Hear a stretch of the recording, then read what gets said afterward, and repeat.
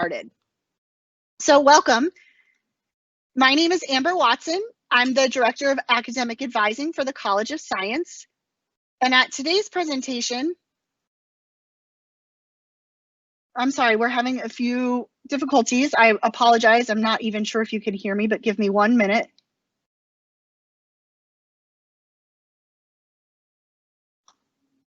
Okay, there we are. So my name is Amber Watson. I'm the Director of Academic Advising for the College of Science. Joining me today is Dr. Ronnie Porter, who's the director of our co-op program. And also here to moderate our question and answer session is Danielle Robert Massey, who many of you who participated in the NUN program know her because she was your advisor during the fall semester and helped you all get set up for your spring schedule. So those are the three people who are part of our presentation today. We have a really short, maybe 20-minute presentation, and there'll be plenty of time for questions and answers at the end. Here's what we're going to talk about today. We're going to talk about the academic programs and curriculum flexibility. We're also going to talk about the academic advising team and the support services that Northeastern offers. And then finally, Dr. Porter will talk to you about the co-op program, and we'll have plenty of time for questions and answers at the end. Some of you who participated in NUN Boston might know a little bit more of the information in the presentation than normal, but I encourage you to stick around because there still is some information that will be new to you throughout the presentation. The question and answer box is open on your screen, and you can enter questions at any point. We will address them at the end of the presentation, but you can enter them at any point that you start to think about them. The final housekeeping item is that between the three of us, we have pets, a various number of pets and children and partners and spouses in the household. And so we have all sent them somewhere else. And we hope that this is an uninterrupted presentation, but we just apologize in advance if you hear a dog bark or a child in the background. So I just wanted to clarify that before we started. Okay. So here in the College of Science, hopefully everyone is aware of this, but we like to cover it. These are our 15 single majors in the College of Science. So many of you who participated in the NUN program, or those of you that are transferring from another institution, you might have applied to one of these degrees. And that means if you chose chemistry, that you're going to do a subset of chemistry courses along with some other types of classes, which we'll discuss in a few minutes, and you're going to receive your degree in chemistry. However, we also have something called a combined major at Northeastern. And so some of you might have already applied into a combined major, and so you already know about this. But for those of you that don't, a combined major takes two disciplines at Northeastern and combines them into one degree. So there are combined majors within the College of Science. Mathematics and physics is an example. Mathematics and psychology is another example. So these degree programs combine courses from two disciplines, but they're designed in a way that allows you to complete them within the same amount of time as any of these single degrees you see on your screen. We also have a ton of combined majors across the university. So we have things like biology and political science, physics and music, behavioral neuroscience and philosophy. So there are quite a few options if you're thinking that maybe you want to combine two disciplines into one degree. We also have +1 programs. So +1 programs are where a student can participate and receive their undergraduate degree, their bachelor's degree, and their master's degree in very specific subjects within the same 5-year period that a person doing 5 years and 3 co-ops would do. So right now, currently, our +1 degrees are in environmental and public policy, applied mathematics, biotechnology, and bioinformatics. These programs you do not apply to a +1 program until your junior or your 3rd year. However, when you do some academic planning with your advisor, you certainly can start planning them as early as right now in your 1st year here at Northeastern. So here's how it works at Northeastern. Again, those of you that did NUN Boston, this is really familiar, hopefully, but for those of you that are joining us from other institutions or even those students that went to Ireland, this might be new information for you. At Northeastern, every single student needs 128 to 136 credits to graduate. And so that total credit difference is really because of labs. For instance, if you're a psychology major, you only need 128 credits to graduate. If you're a biology major, you need 136. You're not taking any more overall classes or any longer to get to the graduation. It just means that a lot of your classes are going to have 1 credit labs. And so that 136 credits accommodates for those labs built into your major. Within that 128 to 136 sort of bubble are 3 categories. The first one is major courses. So if you're a physics major, you're clearly going to take some physics classes while you're here at Northeastern, right? You'll also take some supporting courses. So most of our majors, not all, but most of our majors will also take chemistry, biology, mathematics. Again, hopefully all of you have already started some of your supporting courses in the fall semester or even in previous semesters if you're a transfer student. But that's sort of the first piece of that 128 puzzle. The second piece is new path. So that at Northeastern is a set of courses, a set of categories that every single student needs to complete to graduate. The thing about new path is each major at Northeastern meets a different subset of these classes. And so if you're a psychology major, you're going to take, an analyzing data new path, whereas if you're a biology major, that will be built into your major. So you both take the course, but as a biology major, you don't choose that separately, but you would as a psychology major, for example. And so everybody takes new path classes to graduate at Northeastern, and you all have to finish the exact same categories of new path. And then finally, every single one of our degrees allows space for general electives. If you added your major courses and your new path courses, they would not equal 128 to 136. So there is a certain number of general elective credits for every major. Everybody fills those in a different way. Some students choose to pursue a foreign language. Some students might do a minor. You can minor in almost every subject at Northeastern.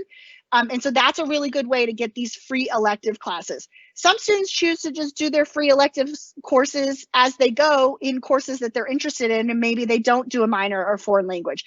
All of those are completely acceptable options. Also, any transfer credit, AB or IB credit, which we'll talk about further in a second, but any of that can fulfill any of these categories, and there can be overlap. So if you have a minor course that's also a new path, that can overlap. Or if you have a major course that's also a minor course, there is a certain allowable amount of overlap in all of these categories.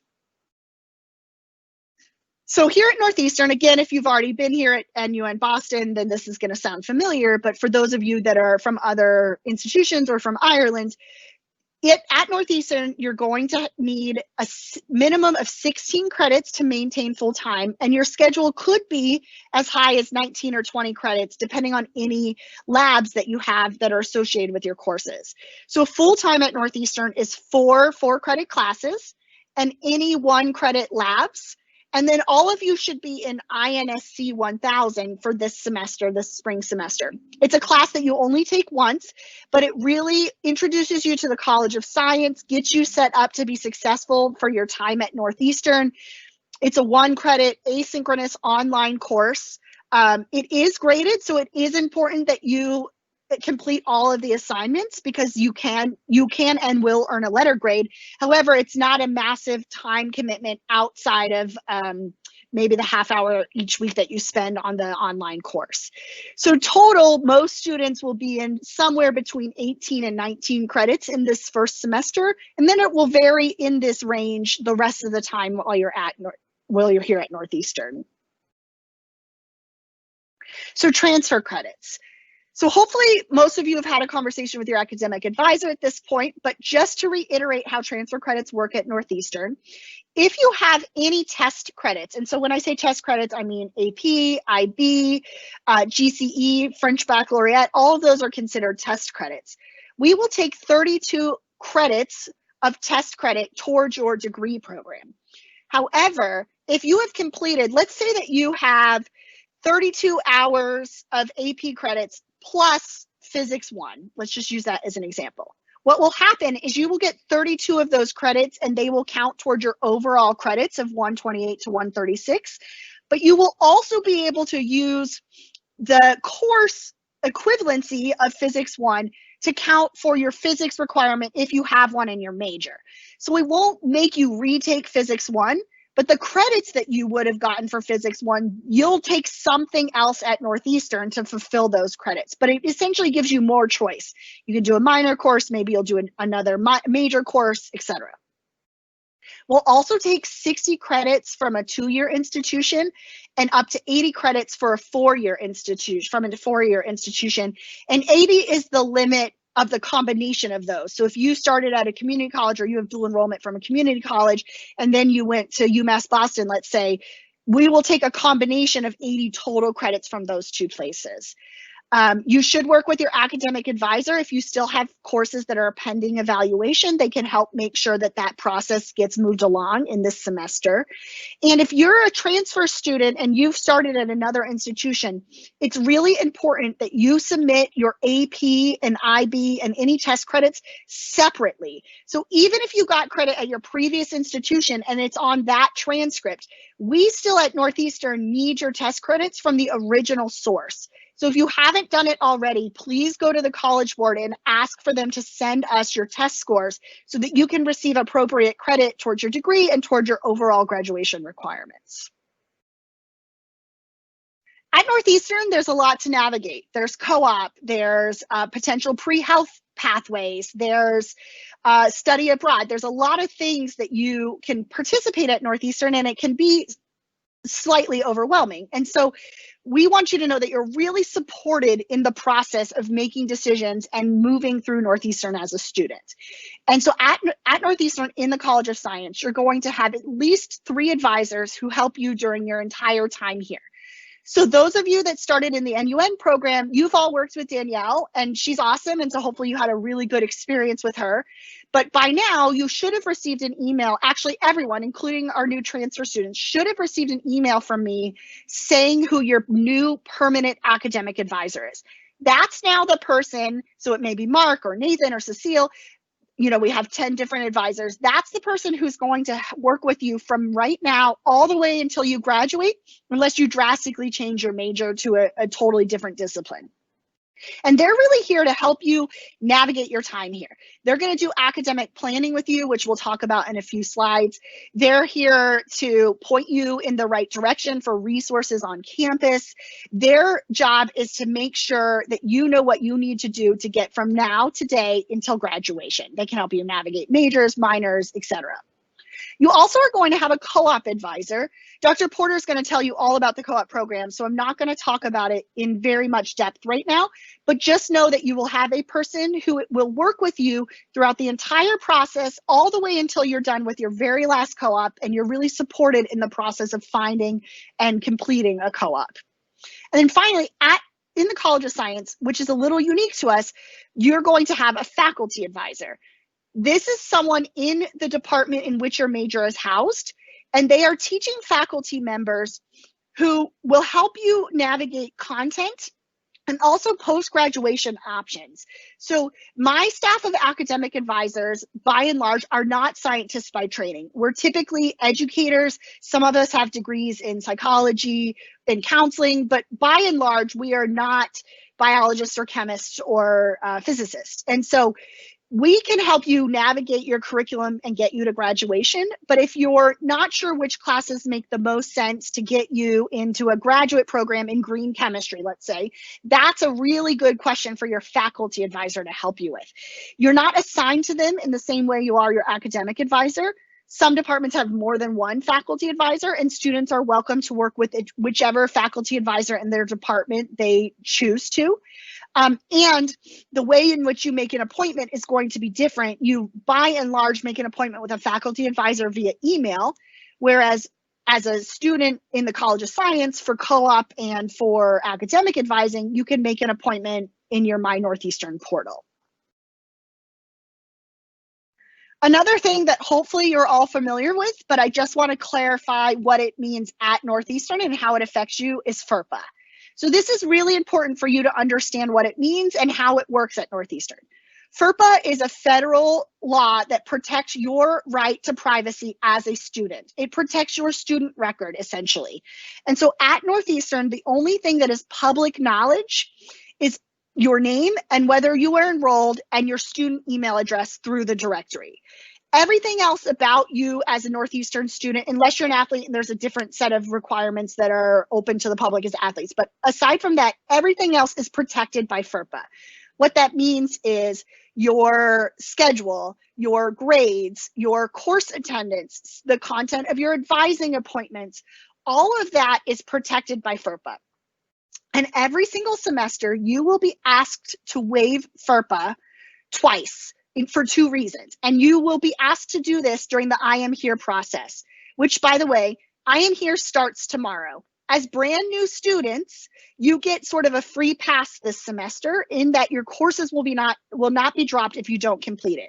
However, every single semester after this one, you must complete I Am Here by the deadline or your courses will be dropped. So I encourage all of you to log on starting tomorrow, complete I Am Here. It's just get into the routine of completing it every semester, and then you never have to worry about your courses being dropped. But during that process, you're going to be asked to reconfirm your FERPA choices. By the way, both of these options for FERPA, which I'm going to tell you about in a second, are checked to yes, that you waive your rights.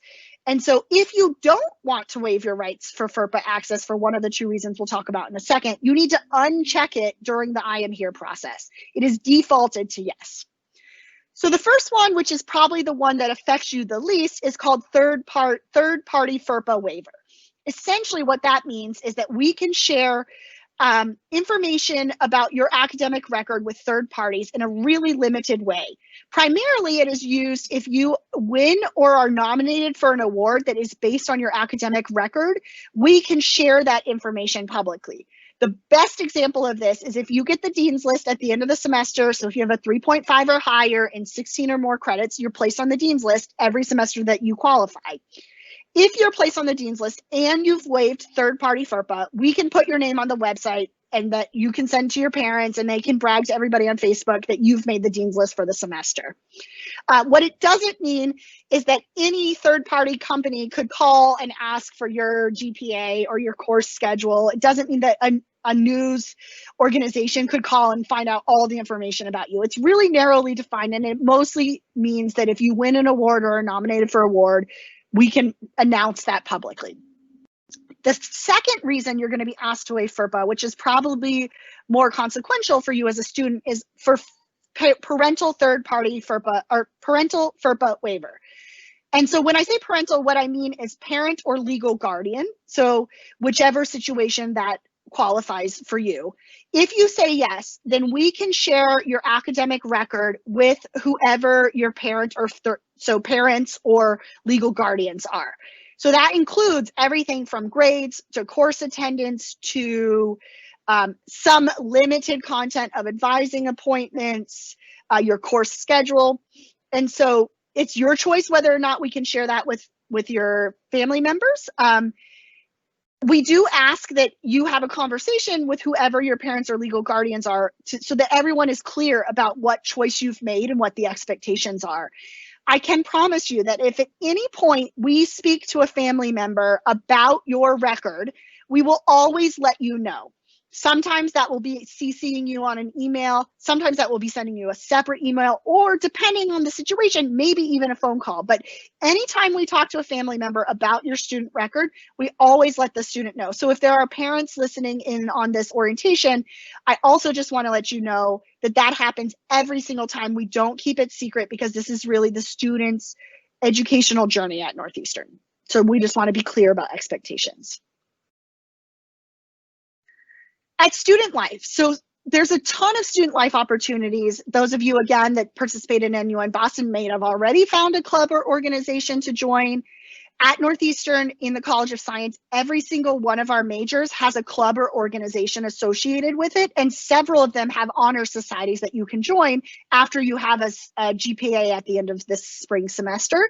So I really encourage you to get involved. It's a great way to meet upper class students. Oftentimes students will ask their advisor which faculty member is the best, or is this person nice or mean? And as you can imagine, we can't answer those questions probably in the way that you're looking for. But upper class students are happy to answer those kinds of questions.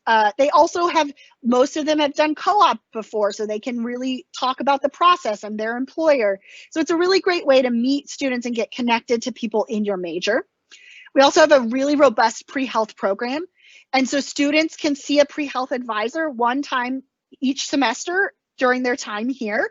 And they will help you navigate prereqs, steps to do now to be a solid applicant. They'll help you navigate the application process as it gets closer to your time of applying.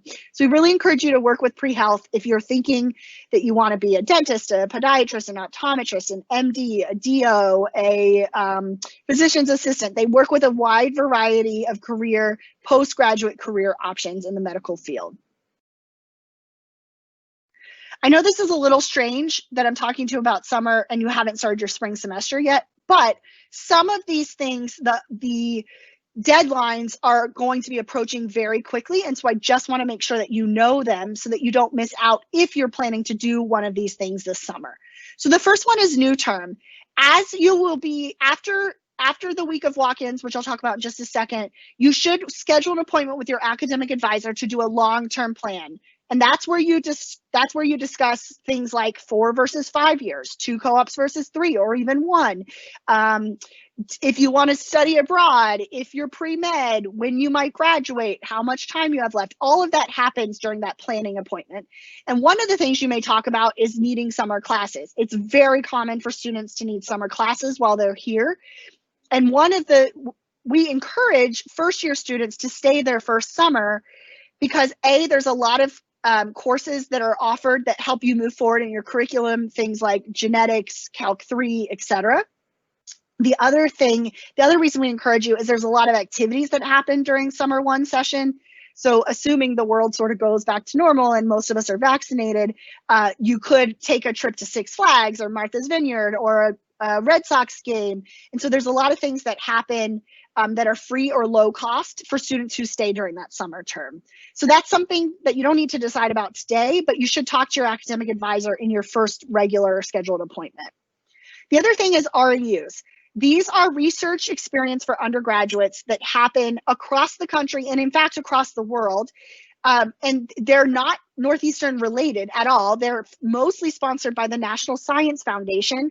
And in fact, you would use the National Science Foundation website to navigate options and to look at programs you might want to apply to. But the reason I mention them is because you need a letter of recommendation from a faculty member, and many of those deadlines are very early this spring semester. So if you're thinking you want to do one of those this summer, I encourage you to start doing some Googling and really start researching what you would need to do to apply for one of these programs. The final thing is our Dialogues of Civilization. So many of you might have already heard of these, maybe some of you have already applied, but these are essentially summer programs, summer study abroad programs that happen either during summer 1 or summer 2. And they are programs that will allow you to study abroad with a faculty member and a small group of students. So a cohort of students, usually 30 students or less, and they're usually themed by the faculty member. So for instance, we have a really popular one that goes in summer 2 where they go to London for the summer 2 session and they study abnormal psychology and personality. They do part of their classes in Freud's house. They also talk a lot about, I believe, serial killers of the UK, which I think is super interesting. We have a really long running one that goes to Iceland, and they do field research on volcanoes and glaciers. There are also courses or dialogues like Italian Renaissance in Italy and French fashion in France and water systems in developing nations. So there are a huge number of opportunities, a huge number of locations that you can go to. But if you want to do one this summer, you would need to apply very soon. So you need to check out the GEO, which is the Global Experience Office's website, and figure out what you need to do to apply. You don't need to do any of these this summer. You can do them at any summer while you're here, or you can do none of them depending on your own personal situation. But we just like to point out that these are options. Here's what to expect this spring. You all should have gotten an email from me that assigned you your permanent academic advisor. If you did not get that email, check your junk mail just in case. And if you still don't have it, please email cosadvising@northeastern.edu and let us know so we can make sure you get connected to your advisor. This week and next week are all walk-ins. So you should have, in that same email, gotten the information on our SharePoint site with all of our walk-ins this week. These are for really quick questions. If you want to switch a class at the last minute, if you are struggling and think that maybe you're in the wrong calculus, for instance, those are great questions to come in and for walk-ins and see your advisor for really quick registration issues. After next week, you can schedule a long-term planning event, an appointment, which will be a half hour with your assigned advisor. And that's when you'll really get to see how long is it going to take you to graduate? Do you need summer courses? Can you study abroad? When can you go on co-op? All of that will be more clear when you meet with your advisors, but that can't happen until we get through walk-ins, which we'll go through next Friday. Not this Friday, but the following Friday. So that's all I have to share on the academic side. Dr. Porter is going to now talk to you about the co-op program. And then, like I said, we'll have plenty of time for questions and answers at the end of the session. So here is Dr. Porter. So good evening. Thank you for joining us today. So co-op in the College of Science is really part of the fabric of our university. You may have heard of the co-op program in the past. It's something that we have had in operation for over 100 years. So we know how to do it and how to do it very, very well. It's optional, but it's really highly recommended. What is required is that you complete a New Path experiential education requirement. And so for most students, co-op is the experience of choice. It gives you a robust experience. It fits in very nicely with the rest of your academic planning. And faculty and advisors know that students kind of come and go during certain periods of time. So there's no disincentive by participating by you being away from the university. It's a real world experience. When you go on co-op, you work full-time as a critical member of an organization. It helps you develop professional skills, meet valuable contacts who will most likely become your mentors, be able to write you letters of recommendation for either medical school or graduate school, or be a reference for you when you're looking for a full-time job. And it also gives you a chance to explore different career paths. It's a partnership between students, co-op faculty, and employers. I remember the student who came to the office and said, "Is this the place where you hand out the co-op jobs?" Well, it doesn't work that way. You're really an active participant in the process, and we work together. Our employers, we consider our faculty in the field. They really enjoy working with co-op students. They count on the co-op students, and you're doing real work for their organizations, which is really important. One of our employers, actually two of our employers you've probably heard of in the news, both Moderna and Pfizer, who are working on the vaccine and have produced it. They are both co-op employers, and they're currently co-op students working at both organizations. Co-ops are typically 6 months. They go from January to June or July through December. And during that time, again, you are working on a full-time basis. Students can gain up to 18 months of professional experience. Most students do 2 co-ops. You can do 1, 2, or get permission to do a third. Boston is a great place for you to be here, to be on co-op, particularly as a science major, because we are working with all of the well-renowned healthcare facilities, hospitals, biotechnology companies, nonprofit agencies, etc. Students develop really impressive resumes because, as I mentioned, you're doing real work and you're developing real skills. And by the time you graduate, you will have experience, which is what employers are looking for. So you can gain at least 6 months to a year, or even more in some cases, of experience. Just to give you an idea of the numbers of employers that we're working with over 3,100 employers all across various industries, fields, and geographic locations. And we also have a very robust global co-op program in which we have co-op partners in 136 companies right now around the world. And we certainly can talk with you more about that. In the College of Science, we have a person dedicated to working with students and companies who are interested in global co-ops. She runs information sessions. We also have information on our website about the specifics of these programs, and we're happy to share all that information with you. So when can you start? For transfer students, it's a little bit different. You would need to work with your academic advisor to decide when the best time is for you to jump in terms of based on your academic courses that you already have and that you will be taking this semester. For freshmen coming in, you need to have completed at least 3 academic semesters before being eligible for co-op. When you do start co-op in either January of your sophomore year, or after you've completed the 3 academic semesters, you'll either start in January or July. And as I mentioned, each experience will be 6 months long. So that would be spring semester and summer 1, or summer 2 and fall. Before you begin your co-op, we have a co-op prep course, and I'll go into details in a little bit. But the co-op curriculum consists of 3 parts: the preparation phase, which includes the course, as well as each time you go on co-op, working with your co-op coordinator to get ready for that experience. The experience phase, which is the co-op itself, and then a reflection component, and we'll talk a little bit more about that.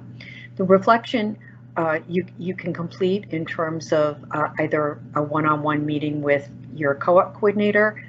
We also have opportunities for students to present posters, to produce a video, write a reflection essay, or participate in some kind of group activity. So we have kind of a menu of opportunities for students to think about reflecting on co-op.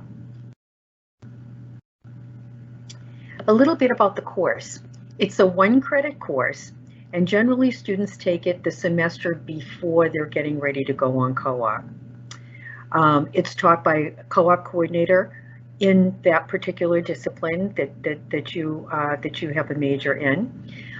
We talk about job search basics, including how to write a really good resume, how to write an effective cover letter, how to interview, and these days, since many interviews are being done virtually, how to handle that, how to handle a phone screen interview, how to do a video interview. We talk about mindfulness and mindset and incorporating classroom learning, mindfulness, reflective practices while you're on the job, because we want you to really be thinking about why you're doing what you're doing, why you're applying for particular positions, what are your values and your interests, and how does that translate into the kind of job that you would really like to do and what kind of skills you would like to learn. We want you to think about, applying knowledge that you're learning, gaining new knowledge when you're selecting the kind of a position that you might be interested in. While you're out there, integrating and using your new knowledge and skills while you're there, and then bringing that information back to the classroom and sharing it with classmates and your instructors. So just some of the logistics. When you're on co-op, you do not pay tuition. You still maintain your full-time student status. So if you have any financial aid loans, they are all in deferment. You can still live in campus housing if you desire. You can use all of the NU resources, such as the cafeterias, the gym, the library, attend all activities.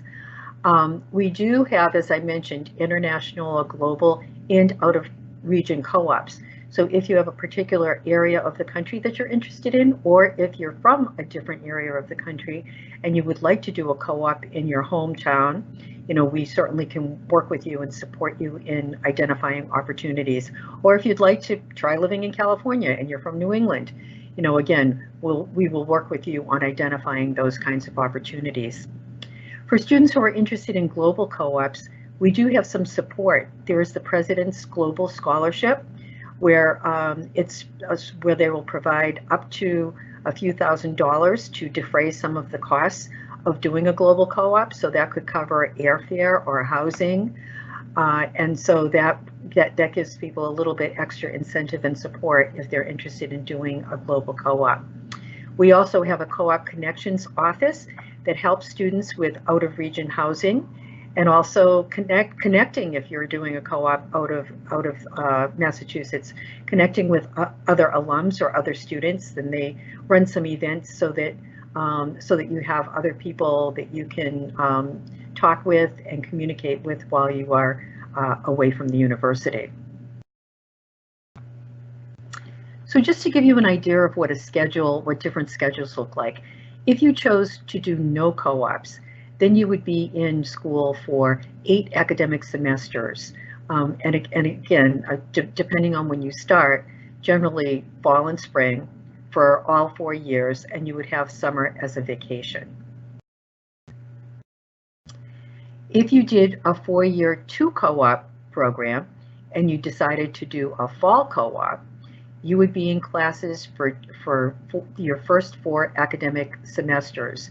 So fall and spring, then you would begin, fall and spring of your first year, there's a question mark, you could participate in new term if you wanted to, fall and spring of your second year, participate in classes during that time, and then beginning a co-op summer 2 and fall of your third year. So again, you'd be in school fall and spring for your first 2 years. First year, do a new term if you would like, or have the first summer free. Second year, do classes in summer 1, and then co-op in summer 2. You would repeat that schedule and be in classes for spring, summer 1 of your third year, and do a co-op for summer 2 and fall, and complete your last semester on campus. Seniors must end on an academic semester, so no matter when you end, it will always be on an academic semester. And just to let you know, if you did the opposite schedule, you would then start co-op on your, you'd be in school for fall and spring, you would be in school for fall, and then start co-op in the spring of your second year, and it would be spring and summer 1, and you would rotate through on that schedule for the rest of your time here. Again, always ending with classes.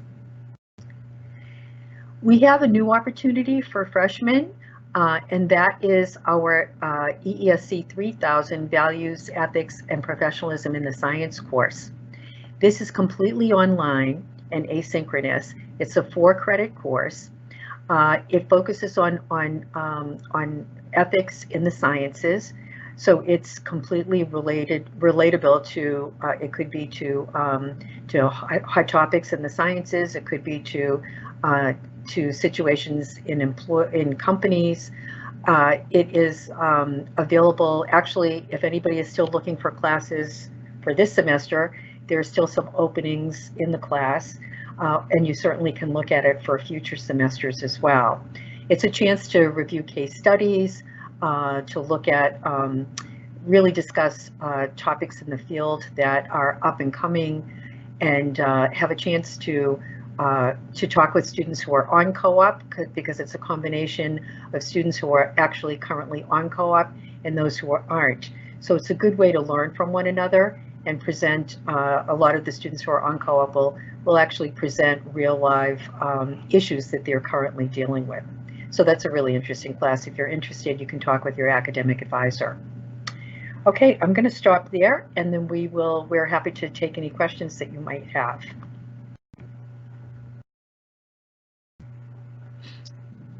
Hi. first question is about I Am Here. Can you go over how to fill out I Am Here?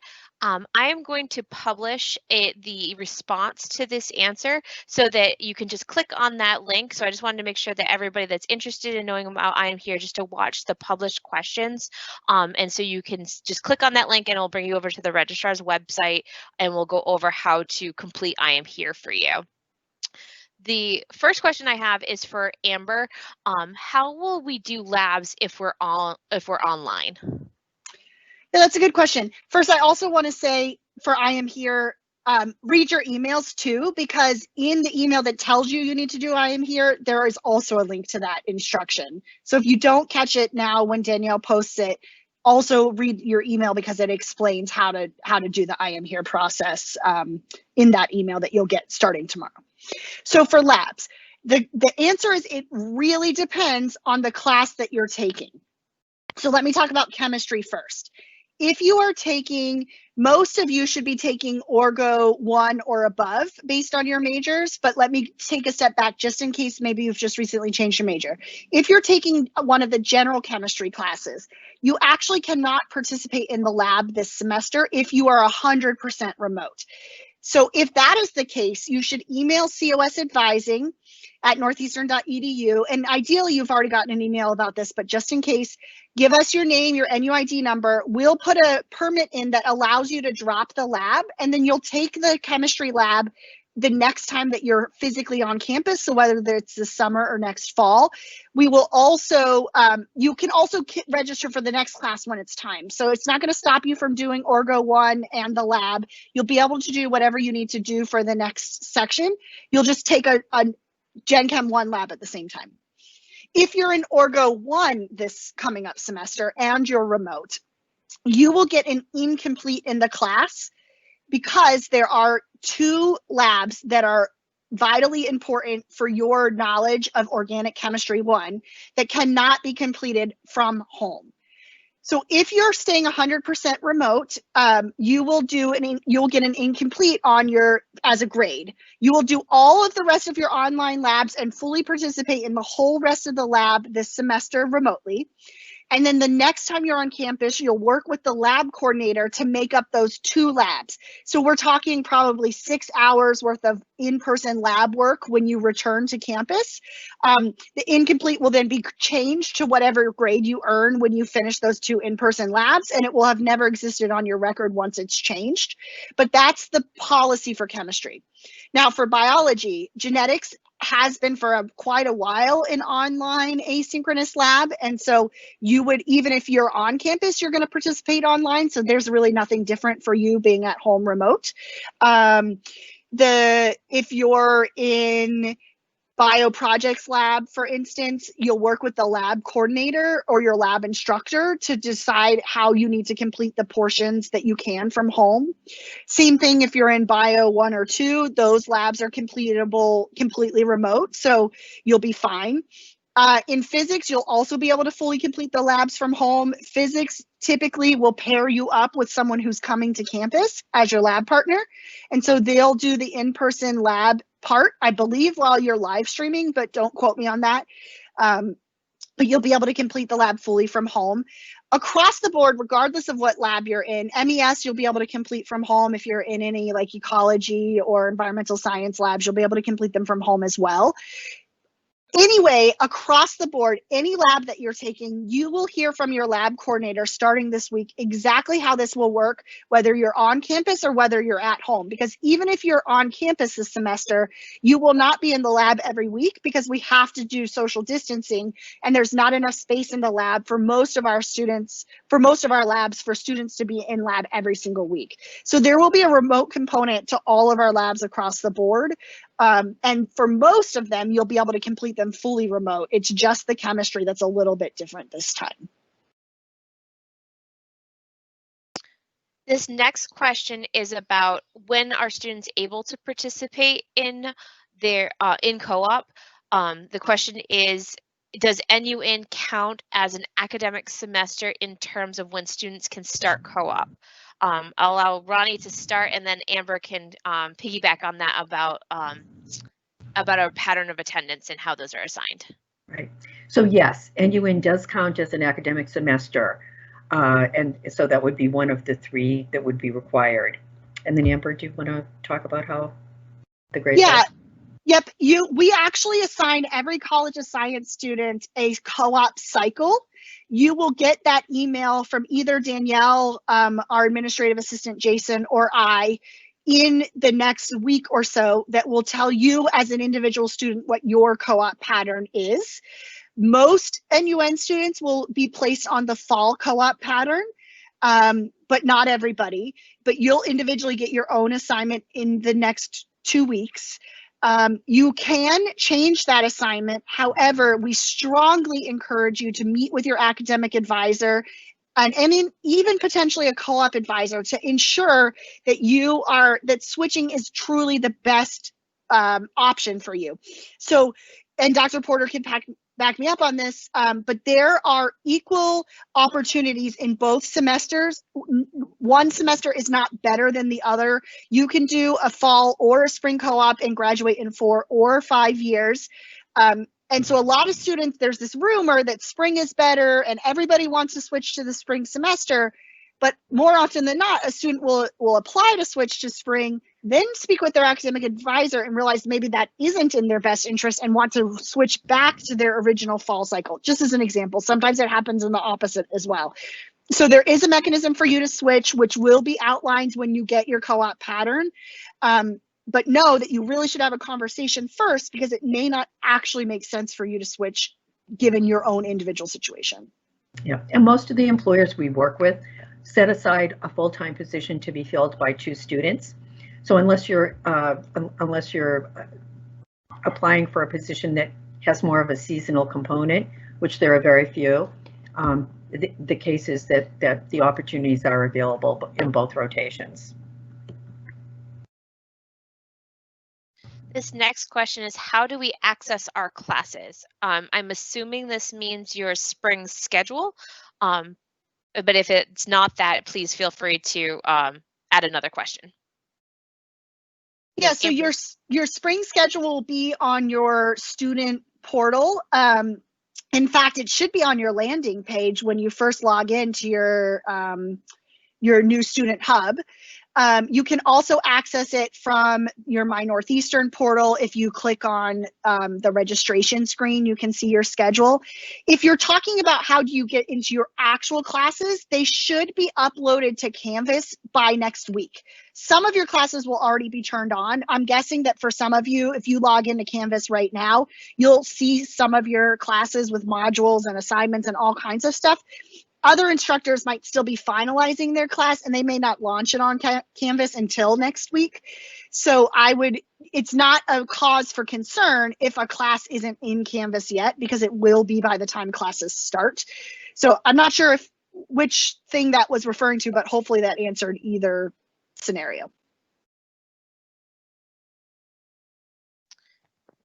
I'm going to take this next question. It was about the department welcomes. This one's specifically for the biology orientation. So this semester, we are not holding department orientations. These are welcomes. They're more of a meet and greet. So if you weren't able to attend, that's totally fine. What we encourage you to do is just make sure you've watched the videos that the departments have posted. That's really what they wanted to share as their orientation part. So as long as you've watched the video, you're all set. The other parts are just a more meet and greet, so you could get to know your faculty members or get a name with a face before classes start, that kind of thing.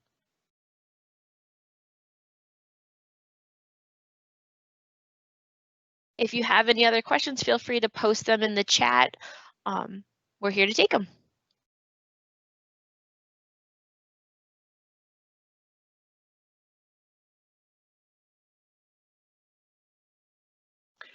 While we're waiting, we'll just wait another minute or two to see if anybody has any questions. If not, we'll, in the evening. But I do want to reiterate that if after the week of walk-ins, if you want to see, and you should see your academic advisor for a long-term planning appointment, you can do that either through the student hub. You should be able to click on your advisor and find their schedule, or through the My Northeastern portal. by typing in the search academic advising appointment, and it will take you to the navigate screen.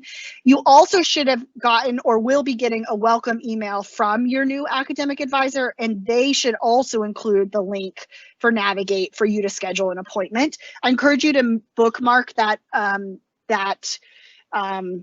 link because you're going to use it the whole time that you're here. Also, advisor schedules are open 3 weeks in advance. So right now, today, you could schedule an appointment. You won't be able to schedule one during walk-ins, but you could schedule one for the week after walk-ins, which is now within our 3-week window. That also means that if you log on and you don't see any appointments that meet, check the next day, because every single day, a new day in the appointment cycle opens up for your advisor. If you've checked a couple days in a row and you don't find anything that is open or anything that fits in your schedule, email your academic advisor and explain that you've looked for several days in a row, you don't see anything. It could be that their appointments coincide with your class schedule and they may need to arrange something in between those times to get you in.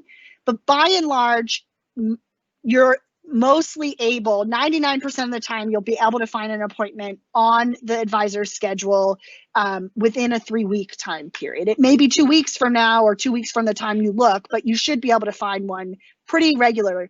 I will say that we get, as you can imagine, very busy right before registration for fall, which will happen in April. So I strongly encourage you to make an appointment with your advisor well before April. In fact, the end of January, beginning of February is the perfect time to make an appointment. We tend to be slightly slower. You'll really get to know what you need to do. You'll answer the question about what if you need summer classes, because summer registration starts in February.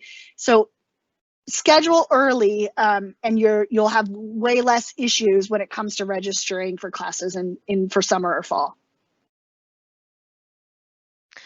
I have another question about the department videos. I'll take this question. This was from Danielle. I sent out a email that had the list or the links to the department welcome or meet and greets, but the middle column actually had icons. If you clicked on those icons, they brought you to the department videos. Some departments do ask you to log in with your Northeastern credential, so just make sure if you can't log in, the best way is to actually use an incognito window and just log in with your Northeastern email address and use the Duo double authentication, and that will allow you to go in and watch the videos. I'll send it out again once the recording is, this particular presentation recording has been uploaded to YouTube. So we have a YouTube channel that we'll post it to with a link. I'll send that out to everyone. So I'll send out the link for the videos as well. So you'll get that again in a little bit. I have another question that I'm actually going to answer for this one as well. This one is about the chemistry lab grades from the fall semester. So I'm assuming this is an NUN student I'm assuming the chemistry 1162 course. Some students had not received any grades throughout the semester. I actually reached out to the chemistry department earlier yesterday and heard back that some students were submitting grades to the wrong instructor. So that instructor wasn't grading them because the students weren't part of their roster or weren't part of it. If you want to contact me directly, I'd be happy to help navigate that for you. I've been in contact with about 6 or 7 students already that fell into this category, so I can definitely get you in touch with the person that you need to contact. So I will publish this question and put my email address below that. So if you want to reach out to me, I can get you in touch with the person that you need to send your assignments to that can work with you on getting those graded.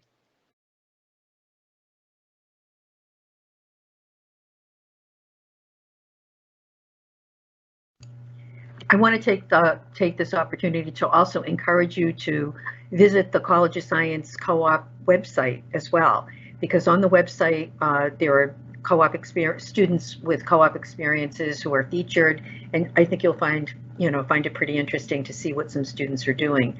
Also, the Career Design Office offers a multitude of different workshops, so it's a really good idea to kind of to look at their calendar and see what they have.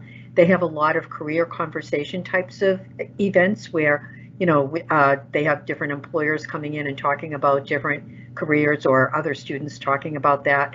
as well as workshops on LinkedIn and interviewing and a whole host of things. So I'd encourage you to visit both of those places.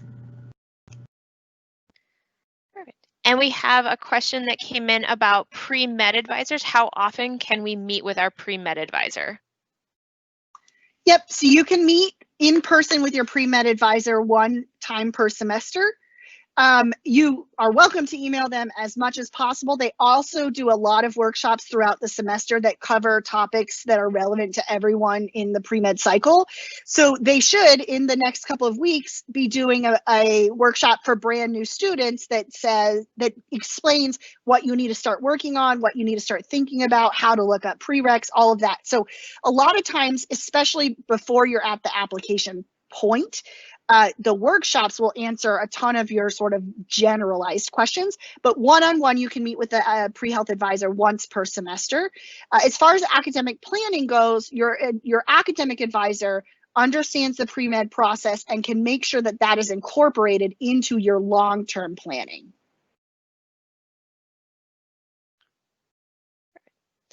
Could you elaborate on general elective courses, specifically how they relate to requirements to graduate?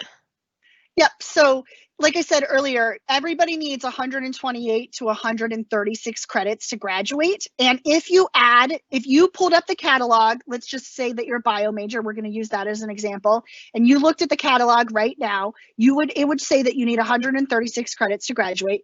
If you looked up all of your bio courses plus supporting courses, chemistry, physics, mathematics, and your new path courses, if you combined all of those credits together, they would not equal 136. In fact, your major courses alone would equal right around 80 credits. And then your new path, give or take, is 12-ish credits typically. That can change based on transfer and all kinds of other stuff. So there is a set of classes that don't fall in either of those other two categories that you have to take to graduate. And on top of that, it is very, very rare for a student to take 4 science or major classes in a row in a semester.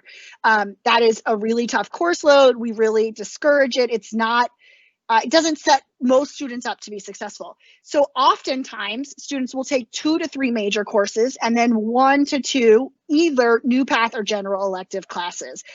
And you'll take, maybe if you do 1 general elective every semester from now till graduation, you have enough classes to earn a minor and you've reached enough credits to get to that 136 if you're a bio major, for example. Those classes, literally what that means is that they are not new path classes and they are not major courses. So they are, let's just pretend that you're a chemistry major, but you want a minor in physics. I don't know. Your general electives would actually be your physics courses working towards your minor. If you have an interest in history, your general electives might be all history classes working towards your history minor. If you're like me, who has the attention span of a gnat, you might take a different class every single semester because everything sounds interesting, which is totally what I did in college. So there's a lot of ways for you to get your general elective credits towards graduation. It just depends individually as a student. And when you meet with your academic advisor for your personal appointment, they'll tell you individually exactly how many spaces you have for general electives, because everybody is different based on your major, your minor, transfer credits, etc. So hopefully that clarified a little better.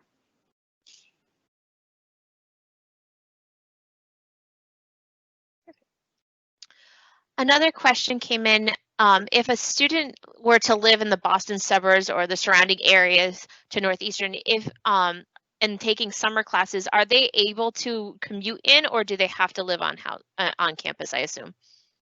This is a really good question for housing, because as you all know, or you might know, that first and second year students are required to live on campus.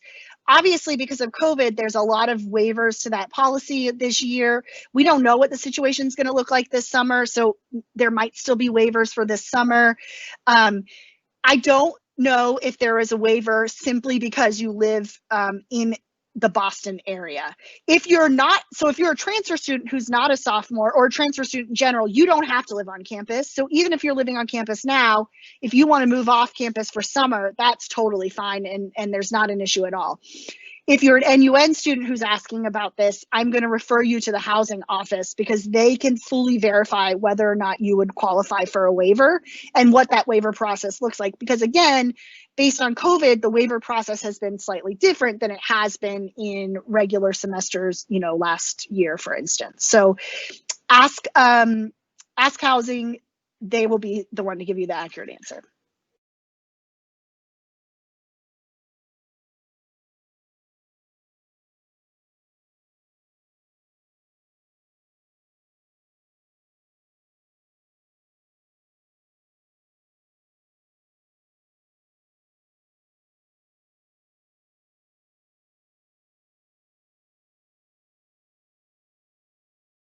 Any more questions? Do we have any more coming in? No more questions in there right now. So I think if we wait about a couple more minutes, just in case someone's typing, and otherwise we'll start to wrap up. All right. Just to fill the silence, so you're not all just staring at a blank screen hearing nothing. Most of our advisors do our appointments, and we all, most of our advisors do their appointments on Teams. And so when you schedule an appointment, you'll get a separate email with a link to log into on the day of your appointment. Ideally, most of you have already done this either with your transfer advisor or Danielle, but just a reminder that you need to check that email so that you know how to contact your advisor for your appointment time. For walk-ins, we do those via Zoom. For both options, you can either download the client, so you can download the Zoom client or the Teams client, or you can use the online version. I suggest that you download the client because it seems to have a more smooth process for students, but we certainly have had students log in online and it has worked fine for them. But just a reminder, walk-ins are on Zoom, which the link got sent out in the email, but most appointments are on Teams, Microsoft Teams, and you'll get the link after you sign up for your appointment, shortly before your appointment starts, usually like the day before. And I posted a link in an announcement to our SharePoint, which was a link directly to the walk-in page, which has the link to the Zoom and all the days and times, so you'd be able to see that as well. Could you talk about how the 3-day COVID testing works prior to attending in-person classes? Yep, so I'm going to point you to the COVID-19 Northeastern website for the exact requirements so that you know exactly how this works, but here's my understanding of the process, because this is how it works in the fall. You have to have 3 negative tests in a row before you can attend classes in person. So depending on when so if you're not on campus yet, or you're just now getting to campus, you will likely not attend your first class in person. The scheduler is supposed to know when you've gotten your 3rd negative test, and then incorporate your name into the scheduler that tells you when it's your time to go to class. But it's really important that you follow the scheduling. So when the scheduler tells you it's time for your next test, you need to schedule an appointment and not miss it, because you have to have 3 negative in a row before you can step foot in the classroom. So in the meantime, so let's say if you don't have your 3rd negative test by next Tuesday, which is when classes start, you will attend that class virtually. So you will log in to either Zoom or Canvas, depending on what the instructor is doing, and you will participate in that class virtually until you have your 3rd negative test. So hopefully that answers, but if you do the COVID-19 Northeastern website, it lays that out more thoroughly than I did.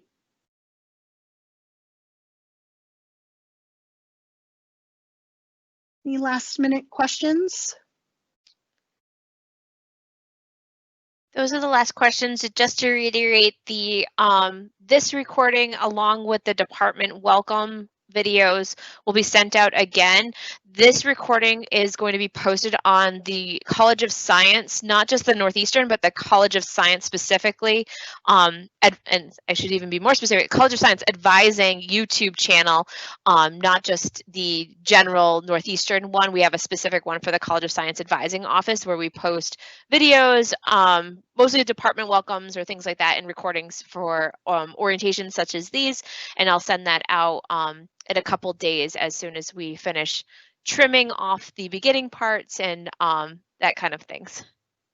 Yep, we'll try and cut out my weird technical difficulty at the beginning if we can. So I think that's probably it. We've actually gone a little bit over. So thank you everyone who's stuck around to the end. Hopefully it was really helpful.